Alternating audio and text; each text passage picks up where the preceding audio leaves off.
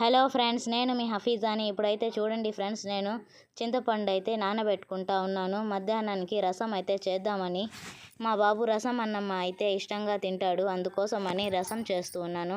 ముందైతే చింతపండు నానబెట్టుకునేసాను. ఇంకా బియ్యం అయితే ఏరుతా ఉన్నాను అన్నం వండడానికి. ఈ బియ్యం అయితే మా పొలంలో పండిన బియ్యం ఫ్రెండ్స్. దీంట్లో రాళ్ళు వడ్లు అయితే ఉంటాయి, చూసుకుంటూ వేరాలి. ఇంకా వేరకపోతే దాంట్లో అన్నంలో అయితే రాళ్ళు వచ్చేస్తాయి. ఈ విధంగా నేను వేరేసి ఒక డబర్లో అయితే పోసుకుంటా ఉన్నాను చూడండి. డబర్లో పోసుకొని ఇంకా వాష్ అయితే చేసేసి స్టవ్ వెలిగించి స్టవ్ మీద అయితే పెట్టేశాను అన్నము. దాంట్లో కొంచెం ఉప్పు కూడా వేశాను ఫ్రెండ్స్.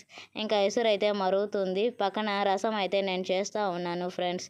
ఇంకా అన్నం రెడీ అయింది. దాన్ని అయితే గంజి వాడుస్తూ ఉన్నాను. గంజి వాడ్చేసిన తర్వాత ఒక 2 మినిట్స్ అయితే స్టవ్ మీద పెట్టేయాలి.